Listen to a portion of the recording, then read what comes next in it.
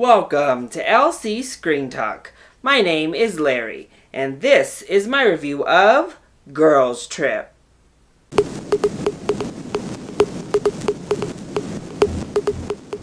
So we have yet another raunchy R-rated comedy.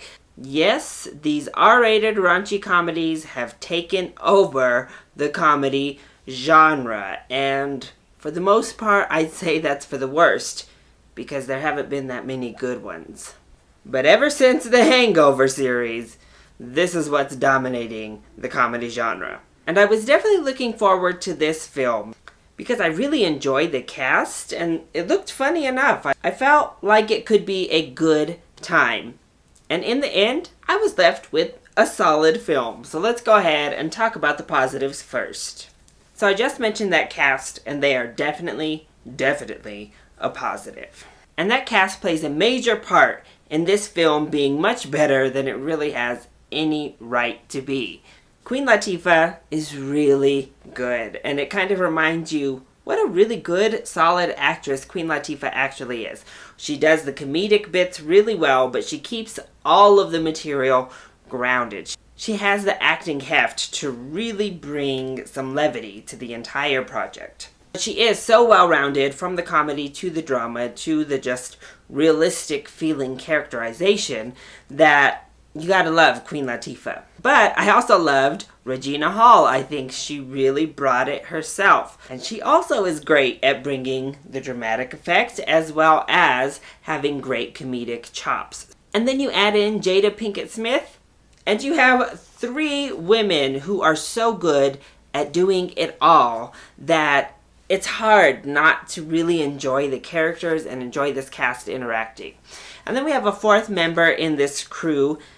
I think she kind of overacted a lot, which led to actually a lot of hit or misses, because she definitely gets the biggest laughs in the entire film. But then she follows that up with just like super clown type comedy and overacting. But these four women had a really great chemistry. They felt like friends. They felt like they were having a good time. And they were likable people that you wanted to hang out with. You wanted to spend this 2 hours with this group of women. And that's so important for a movie like this, and what really drew me in and made kind of the emotional payoffs near the end work.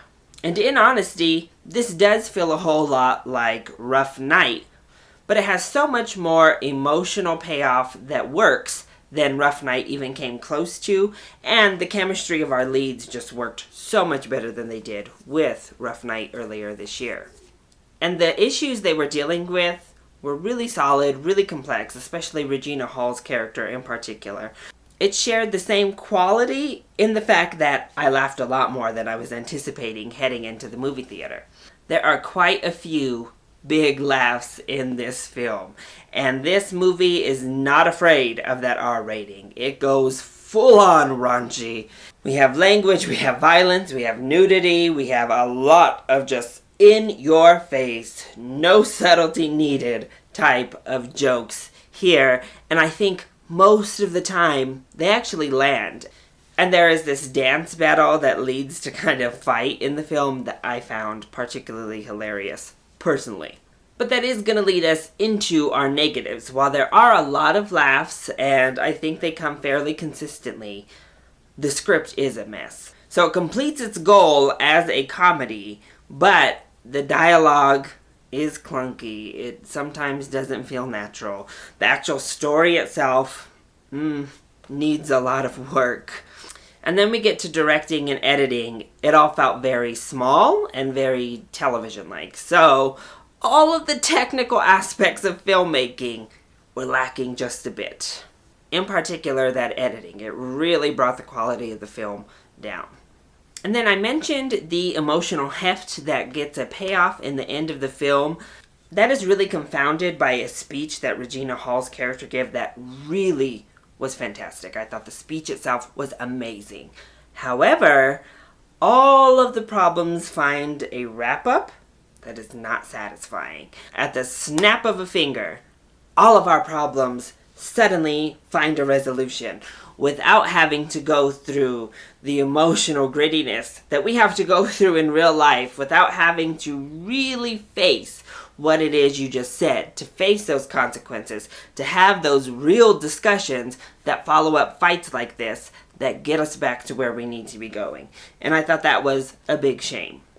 And while a lot of those in-your-face, no subtlety, R-rated humor moments worked, there was actually quite a lot of them that didn't work as well. In particular, there's joke about peeing.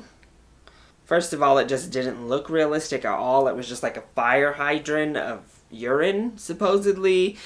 And it looked just like literally a hose, like a sprinkler system when a fire happens in a building. That's what it looked like. Ugh.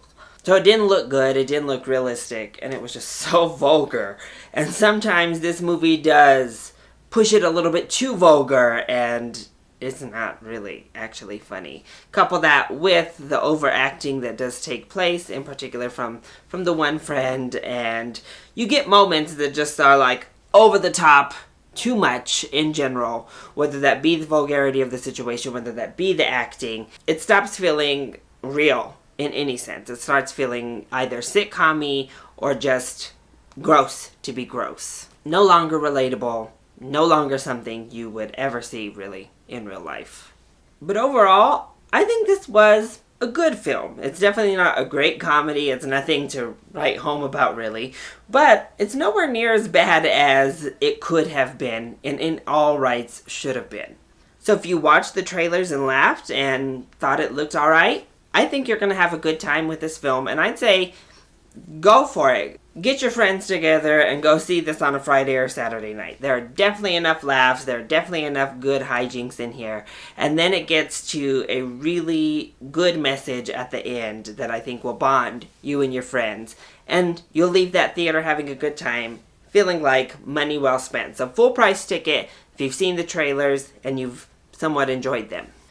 Otherwise, I think this makes for a very solid rental. I think you'll like it well enough. If you like comedies, if you're looking for a laugh, you won't feel bad for renting it at Redbox, that's for sure.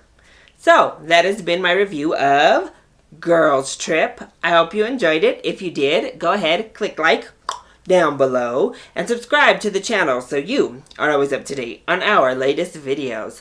Also, join in on the discussion. Are you excited to see Girls Trip? And what is your favorite R-rated raunchy comedy that's come out over the past 10 years? Let me know either in the comment section down below, or you can hit me up on Twitter. I love you all so much for your support. Thank you for watching, and I'll see you next time. Bye!